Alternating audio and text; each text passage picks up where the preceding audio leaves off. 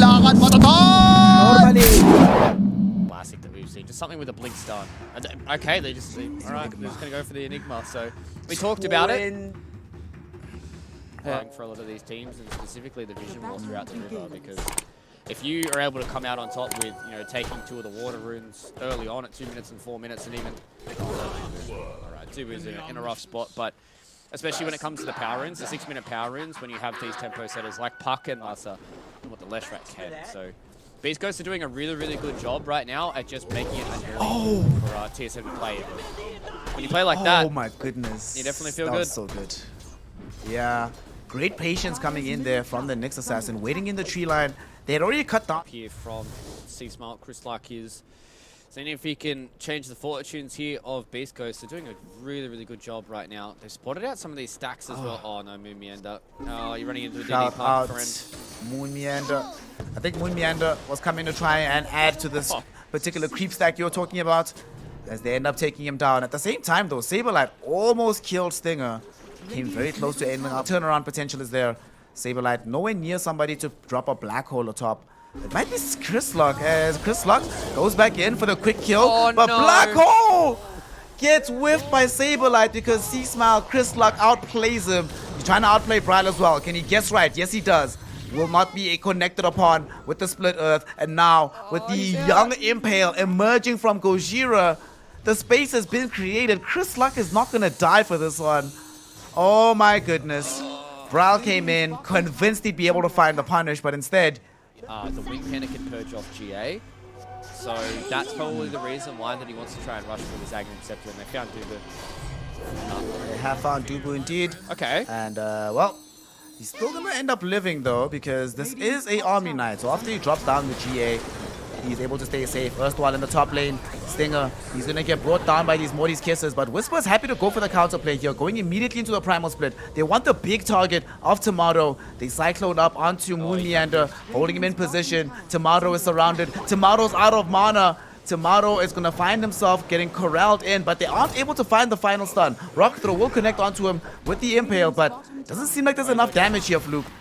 Tomato's going to be okay. And because deal with Whisper once he has this this primal companion. At least you're gonna try and make a fight here. Black One's ready. We do indeed, but he's not gonna be able to cast it though, because Stinger, they want the last hook shot onto the Enigma. No black hole just yet. The magic damage from Bryle will be able to chew through Stinger though. They have brought 5 heroes. Every single person is in the top lane. There's 9 heroes. And at least trying to aggress towards top, but they can't kill just yet because they do not have the primal split. Saberlight's getting close towards this Wraith Pact as well, so if they can be able to convert this with a kill with the Black Hole, they're going to feel pretty good about this. The Black Hole does come out, it goes onto the Nyx Assassin, but C-Smile and Stinger came in on the Assassination Smoke. They're going to be able to bring down this Enigma. I say that, but the GA keeps him alive a little bit longer. Doesn't keep him alive forever, but enables them to at the very least bring down the Clockwork as well. Dubu though, his life is forfeit, brought down by the Thunderclap, and they're now turning their attention towards Moon Meander, who's not going to be able to catch the stun onto C-Smile. Can't find the escape with the fire. It's like, okay, at least now we know for 50 seconds that we can try and play around our Guardian Angel. Yeah, he's still going to be able to split and all that kind of stuff, and we didn't kill an actual hero, but they understand that this kind of makes this 4200 gold item a little bit more useless. What? Team fight. Initiation onto Bryle. They want to bring him down with the Primal Split and the Eclipse, and they manage to do so. Saberlight, though, finds a wonderful black hole, but where on earth is the follow-up? Where is the pain? Where is the hurt? It's just not available, so they will end up killing him as well. Moon Meander attempting to TP out, but the Cyclone from Whisper prevents that from happening. So he'll be surrounded and slowly killed off. One person trying to flee is Dubu here. Tomato trying to re-engage back in the fight. Telling C-Smile, you probably don't want to make this chase happen, fam. So they'll save Dubu's life, but he's the only... They're going to try and prove it. Bloody Tornado Companion it's infuriating me. I could imagine how annoying this is because there's no real way to outplay it. Like, you can't do anything. You don't want to BKB too early. K1 Hector is a very, very big boy. He is 4k above the next closest core. They're at least getting the kill here on the Whisper Stinger in the back. Tomato went in, just catches out onto Stinger with the Morty's Kisses coming through. They managed to get that kill. So now to 1-0 so far. Black Hole! See you Chris later. Luck, he went forward instead of going backwards.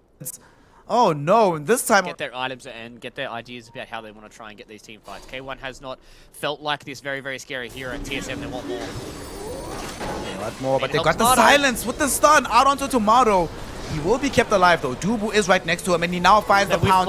They leash onto this part, but they whiff another black hole. Didn't go well for the side of Saberlight. They are fighting while through the Eclipse. Tomato, he's in danger, and Tomato, now that the Shadow Dance is over, he finds himself dead. No BKB to protect him on that one, and now Brawl isolated in the middle of this river as well. He's in danger. He's about to die as Beast Coast punch back in a pretty heavy way into the smoke from TSM. Saberlight forced into their BKB TP out. Chris Luck doesn't have any way to... But he's sitting here with the Wraith Pact, and yeah, Whisper, I think it's just, he's done such a beautiful job of just abusing his Agate, etc. And I think maybe teams will be looking towards this a little bit more because this is so obnoxious to play around with. He's just going to send you up into the air and it's like, what, 5-6 seconds? And look, they've had to do literally nothing. And now C-Smile's in the back line just hitting 3 people with a Dream Coil. 3-hero coil just to hold them in position so they can finish off the tier 3. They still have this Aegis. They're still going for the Mega's push. And doesn't seem like they can stop it. Primal Split will come out here. Saberlight, where you at? Saberlight finds a black hole, but it only connects onto Stinger. K1 even walks into it. Given that he has access to the Eclipse, it's going everywhere. He forced off Sword, it gets the right click, and he kills the Enigma. Dubu will buy back, but so will both supports from Beast Coast, who did end up dying in this game. But they still have access to this Aegis. How will K1 play around this? Getting stunned up, though, by this Aghanim shot coming in from Brawl. Saberlight has brought back, but they're not actually able to get anybody. C-Smile just gets forced off out as well by K1 with the Hurricane Pike. It feels good. And they just call it, yeah. Buybacks on buybacks on buybacks. Spells committed. Everything that they thought they needed to win the game, they threw out, and it literally made no difference. Decision on the side of Beast Coast. And the decision will come for the Faceless Void. So, alright, now that is a K1 hero, Fluke. That is a K. Probably okay with yet another game that starts out a little bit more slowly than what we've been seeing here at TI11. Yeah, I definitely feel like it's going to be item timings based for both these teams. TSM, you're looking to try and get this Wraith Pact early on to Saberlight. They're looking to try and control bits of the jungle. Oh, missed it here. Feels bad, man. He hasn't lived up to his full potential, but here with the good start in the laning phase and on one of his signature heroes, should be able to get away with a good game here as bottom. His team might be able to enable him, as the more kills they get on Whisper, the easier it might be, but unfortunately it gets harder if Whisper's the one getting set kills. As he does end up picking up his second for the game. 2 good spells. Ember Spirit has generally good spells. Clockwork has had generally good spells for a very, very long time. At least now, going to see if they can get the kill here on a Whisper.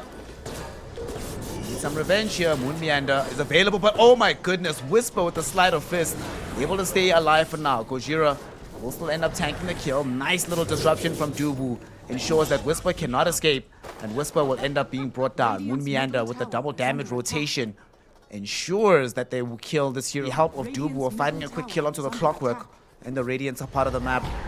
Alright, so they don't get the kill they wanted. Wait, what, Brawl? He kept chasing in the jungle, but unfortunately, he left his support staff behind.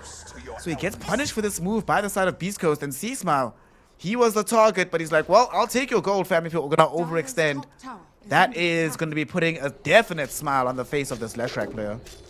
Yeah, he had good vision in the jungle to at least try and find where C-Smile was, but just overestimating his damage, just a little bit too much there. And it was a good moment there from Stinger, just being in with his buddy. And that's a slow and sad death, unfortunately, there for Shadow.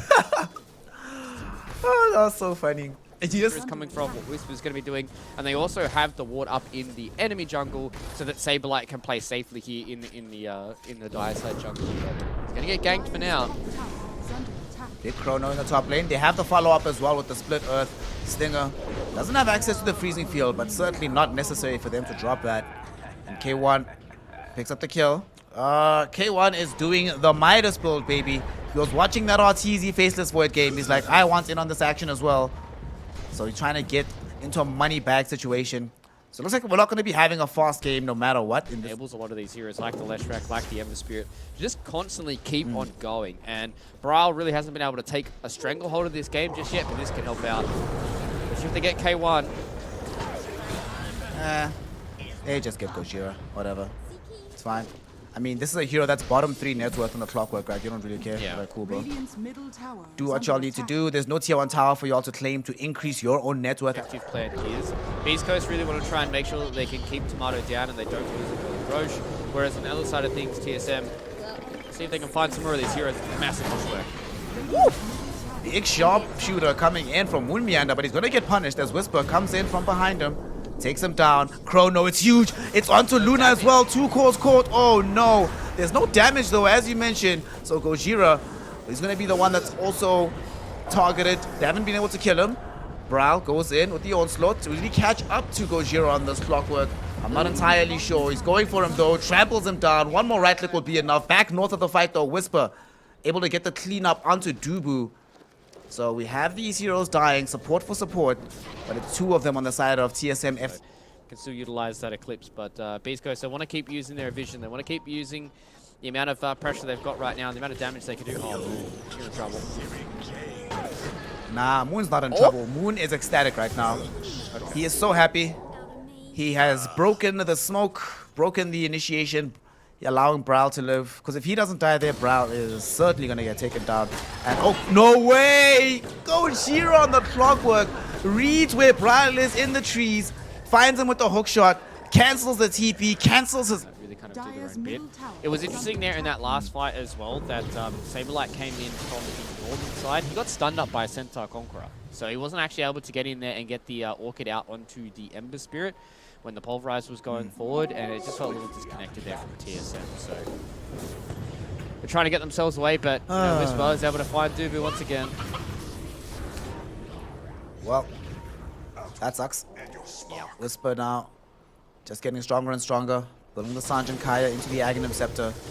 The magical damage output from this hero is going to be immense. They also actually found Moonmeander. C-Smile, Bloodstone activate. Number 1 for TSM and TSM fans. So let's see what they can do here with the friends picked up BKB and Brawl. He hasn't used it. They're going to need to use it, but he can't use it because he's chain disabled. They do end up killing the Crystal Maiden, but unfortunately Brawl pays the price as well. 2 heroes stunned up by the Ember Spirit. Smile waiting for the Split Earth again. They get the disruption out onto Gojira, holding the clockwork in place. He has a jetpack thanks to this Aghanim shot, flying around, trying to find a target. Moonmeander scouted in the trees by the rocket flare, and he'll get caught and killed as well. It's 2 heroes who go down. Saberlight desperately just trying to push the wave back so they can keep their tier 1 tower. He's frostbitten. Doesn't BKB just yet. Thinking about it, C-Smile jumps onto Saberlight. Saberlight doesn't have access to a BKB, so he's just gonna die on the spider.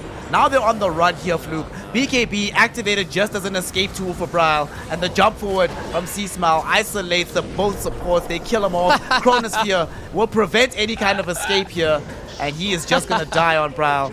They used everything on him. Chrono, the hook shot, and all the magical damage of the Leshrac. That's 4 heroes dead. The lone survivor is Tomato, and the only reason he's not dead is just because he wasn't even there. He doesn't have a TP. Is great though. He doesn't, but he does have BKB. He shouldn't die here. Well, I say that, but once his BKB expires, Whisper's gonna keep chasing him. But Whisper doesn't have Aghanims. He can't keep chasing him. Even if he wants to, he actually can't.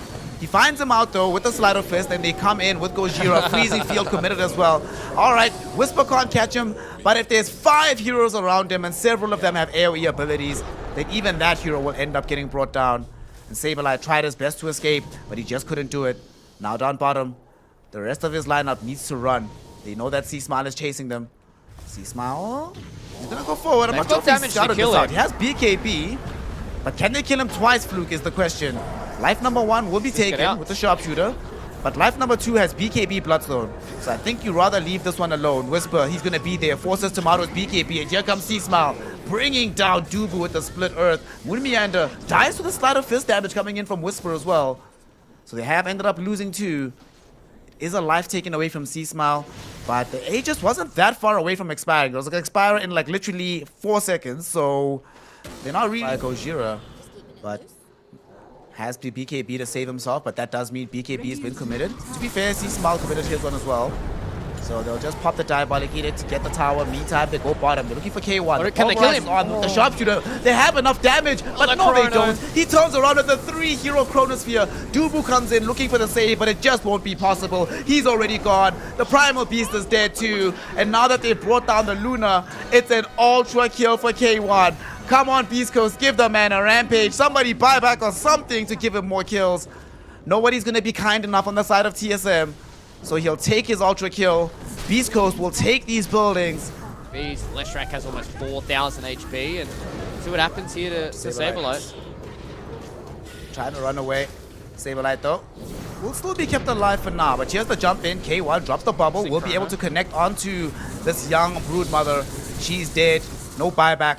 K1 just on the tear right now. Before this game ends, we finally have it here. 100% win probability, but thanks to Dota Plus, tomorrow his BKB is over, so his life is going to be forfeit as well. As C-Smile brings him down, the chase is still on. Gojira finds the hook shot, pushes some heroes away, and Whisper cleaving through all of them with the sleight of fist as K1 beats them down with the hammer. It's a triple kill for the Leshrac, a double kill for the off-lane Ember Spirit, and a 2-0 win for the side of Beast Coast.